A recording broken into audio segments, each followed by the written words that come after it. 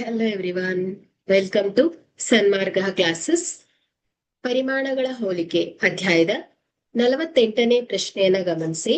ಒಬ್ಬ ವ್ಯಾಪಾರಿಯು 2 ಮೇಜುಗಳನ್ನ 3120 ರೂಪಾಯಿಗೆ ಕೊಂಡನು. ಒಂದು ಮೇಜನ್ನ 15% ರಷ್ಟು ನಷ್ಟದಲ್ಲಿ ಹಾಗೂ ಇನ್ನೊಂದು ಮೇಜನ್ನ 36% ರಷ್ಟು ಲಾಭದಲ್ಲಿ ಮಾರಿದನು. ಆ 2 ಮೇಜುಗಳ ಮಾರಾಟದ ಬೆಲೆ ಒಂದೇ ಆಗಿದ್ದರೆ 2 ಮೇಜುಗಳ ಮಾರಾಟದ ಬೆಲೆಯನ್ನ ಕಂಡುಹಿಡಿಯಿರಿ ಅಂತ ಕೇಳ್ತಾ ಇದ್ದಾರೆ. ಓಕೆ, ಸೊ ಇಲ್ಲಿ 2 ಮೇಜುಗಳ ಒಟ್ಟು ಕೊಂಡ ಬೆಲೆ ಎಷ್ಟಿದೆ ಹೇಳಿ? 3120 ರೂಪಾಯಿ ಅಲ್ವಾ? ಸೊ ಹಾಗಾದ್ರೆ ದತ್ತಾಂಶವನ್ನ ಬರ್ಕೊಂಡ್ರೆ, ಸೊ 2 ಮೇಜುಗಳ ಒಟ್ಟು ಕೊಳ್ಳುವ ಬೆಲೆ ಸೊ ಎಷ್ಟಿದೆ? 3120 ರೂಪಾಯಿ. ಓಕೆ, ಸೊ ಮೊದಲಿನ ಮೇಜಿನ ನಷ್ಟ ಏನು ಹೇಳಿ?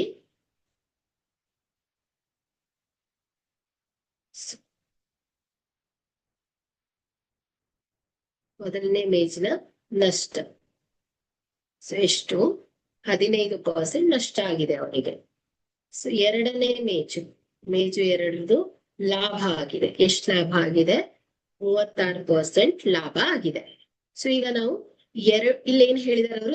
2 ಮೇಜುಗಳ ಮಾರಾಟ ಬೆಲೆ ಸಮನಾಗಿದೆ ಅಂತ ಹೇಳಿದ್ದಾರೆ. ಓಕೆ, ಸೊ 2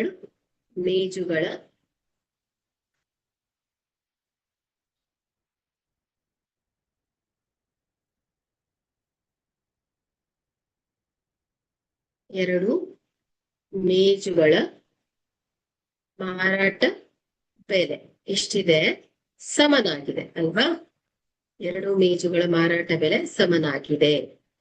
ಓಕೆ, ಸೊ ಈಗ ಇದನ್ನ ನಾವು ಸಮೀಕರಣ ರೂಪದಲ್ಲಿ ಬರೆದಾಗ, ಸೊ ಇಲ್ಲಿ ಮಾರಾಟ ಬೆಲೆ ಸಮನಾಗಿರೋದ್ರಿಂದ ಸೊ ಇಲ್ಲಿ ನಾವು ಏನ್ ತಗೊಂಡಿದ್ದೇವೆ? 2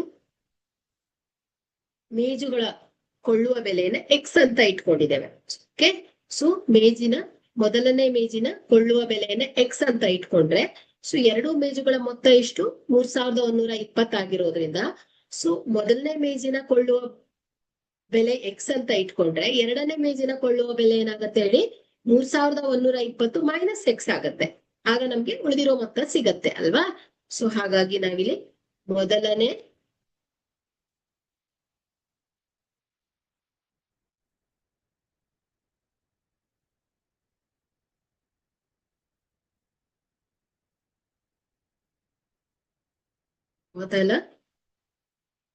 ಮೇಜಿನ ಕೊಳ್ಳುವ ಬೆಲೆ ಎಕ್ಸ್ ಆಗಿರಲಿ. ಸೊ ಆಗ ಎರಡನೇ ಮೇಜಿನ ಕೊಳ್ಳುವ ಬೆಲೆ ಏನಾಗತ್ತೆ ಹೇಳಿ? 3120 ಮೈನಸ್ ಎಕ್ಸ್ ಆಗತ್ತೆ ಅಲ್ವಾ? ಸೊ ಈಗ ಮಾರಾಟ ಬೆಲೆಗಳು ಸಮನಾಗಿರೋದ್ರಿಂದ ಸೊ ಎಕ್ಸ್ ಇಂಟು ಸೊ ಮೊದಲನೇ ಮೇಜನ್ನ ಕೊಂಡಾಗ ಎಷ್ಟು ಪರ್ಸೆಂಟ್ ನಷ್ಟ ಆಗಿದೆ? 15% ಅಲ್ವಾ? ಸೊ ಹಾಗಾದ್ರೆ 100 ಮೈನಸ್ 15% ನಷ್ಟ ಆಯ್ತು.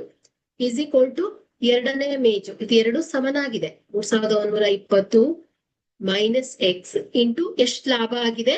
36%. So 100 plus 36%. Okay,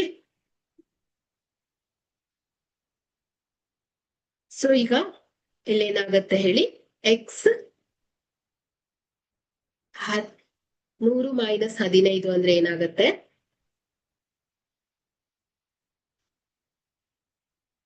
85 x is equal to so ಇಲ್ಲಿ 3120 minus x so 100 plus 36.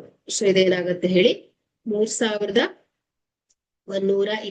Minus x into 136. Okay,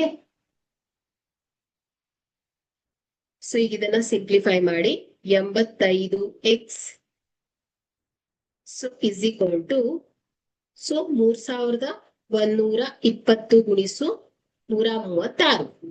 so ಇದೆಷ್ಟು ಬರುತ್ತೆ? 44 2 4 4,24,320.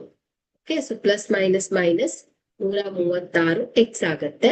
So 85 x, so minus 136 x ಅನ್ನ ಲೆಫ್ಟ್ ಸೈಡ್ ತಗೊಂಡು ಹೋದಾಗ plus 136 x is equal to 4,24,320. Okay, so ಈಗ 85 plus 136 ಎರಡನ್ನ ಸೇರಿಸಿದಾಗ 221 x is equal to 4,24,320. X ಅನ್ನ ಸಪರೇಟ್ ಮಾಡಿದಾಗ ಸೊ 4,24,320 ಡಿವೈಡೆಡ್ ಬೈ 221.